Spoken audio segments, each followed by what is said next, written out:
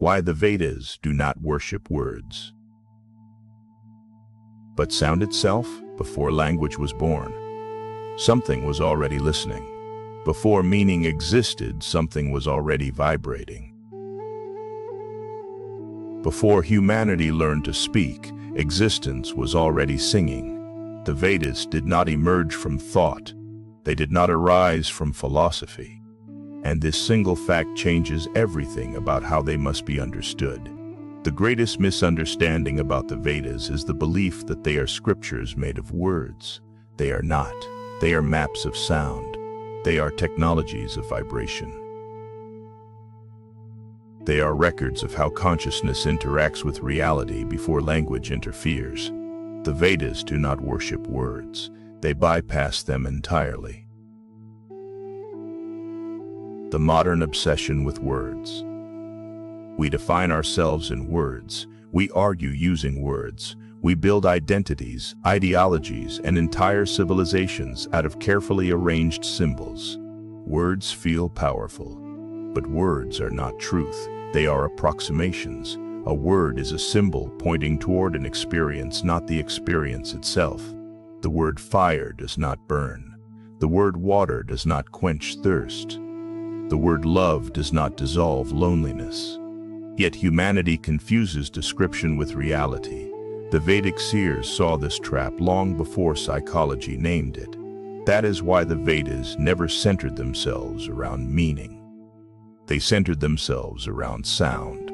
Why sound exists before meaning. Sound does not require interpretation. A vibration reaches the body before it reaches the mind. A rhythm is felt before it is understood. A tone can calm or disturb without asking permission from intellect. This is crucial. Meaning belongs to the mind. Sound belongs to existence. The Vedas are not concerned with convincing the mind. They are designed to reconfigure consciousness itself. That cannot be done through explanation. It can only be done through vibration. The rishis did not write. They listened. The Vedas were not composed. They were received. The rishis did not sit and think, what philosophy should we write today? They entered deep states of stillness where the boundary between observer and observed dissolved. In that silence, something revealed itself, not as sentences, not as ideas, but as patterns of sound. This is why the Vedas are called Shruti, that which is heard, not imagined, not authored, not invented, heard. Why the Vedas distrust. Conceptual thought divides reality. It turns the seamless into fragments, subject and object, sacred and profane, mind and body, human and divine. They speak from a place where vibration precedes form, sound precedes symbol, awareness precedes identity. Words would distort this. Sound does not. Mantras are not messages. They are keys. A mantra is not a sentence trying to tell you something. It is a frequency trying to unlock something. This is why translating mantras destroys their essence. Just as a key does not need to understand a lock to open it, a mantra does not need intellectual comprehension to function. The body understands vibration. The nervous system understands rhythm. Consciousness understands resonance. Meaning is optional. Why pronunciation matters more than interpretation. In no other tradition is pronunciation treated as sacred science. A single syllable altered can change the entire effect. Why? Because sound acts directly on subtle layers of the human system.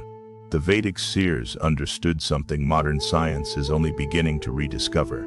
The human being is a vibrational structure. Organs vibrate. Cells vibrate. Neurons vibrate. Emotions vibrate. Sound interacts with this system directly. Words interact with belief. Sound interacts with biology and awareness. The Vedas chose the deeper path. Om, the ultimate rejection of language. Om is not a word. It is not a concept, it is not even a mantra in the usual sense. Om is the recognition that existence itself is vibration. Before form emerges, there is oscillation. Before thought arises, there is movement. Before identity forms, there is sound. Om is not something you chant. It is something you align with. It represents creation, emerging sustenance, continuing dissolution, returning, not as ideas, but as felt processes. This is why Om cannot be translated. Translation belongs to language. Om belongs to reality.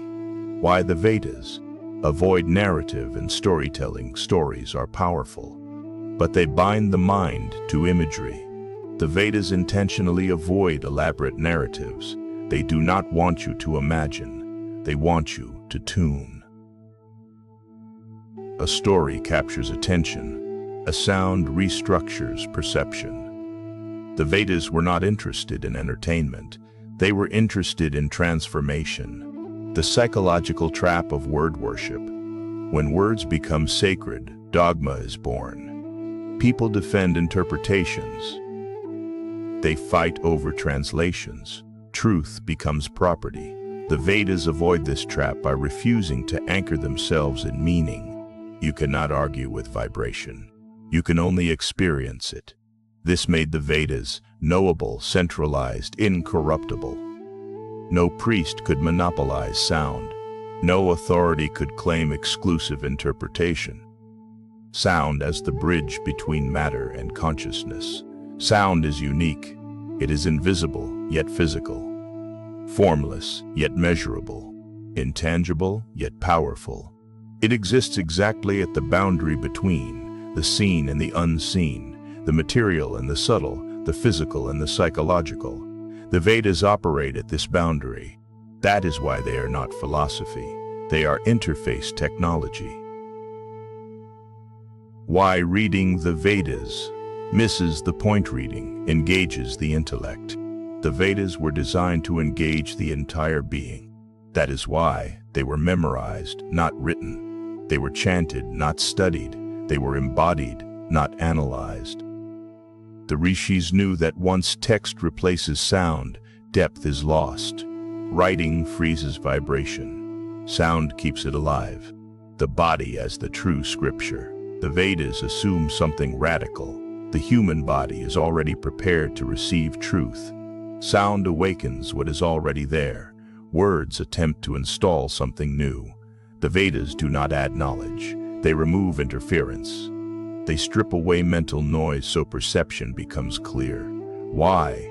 Silence is the final teaching of the Vedas. Sound leads to stillness. Every mantra eventually dissolves into silence. That silence is not absence. It is fullness without form. The Vedas use sound as a ladder, but the destination is beyond sound. This is why the most advanced realization in Vedic tradition is not speech, but mona, sacred silence. Words end. Sound fades. Awareness remains. Modern science is catching up. Neuroscience now recognizes the effect of rhythm on brainwaves, the impact of sound on emotional regulation, the role of vibration in cellular communication. But the Vedas were not experimenting. They were remembering what consciousness knew before language fractured experience. Why the Vedas still matter today. In an age of noise, information, and endless opinions, the Vedas offer something rare, a path beyond interpretation. They do not tell you what to believe. They show you how to listen, not with ears, with presence. The Vedas do not reject words because words are wrong. They bypass them because words are secondary. Truth is not spoken, it is resonated. Meaning is not discovered, it is felt. And sound is the closest human beings can come to touching reality before it becomes thought. That is why the Vedas focus on sound, because sound reaches where words never can, before belief, before identity, before the mind decides. They meet you at the place where existence is still singing, and all you have to do is listen.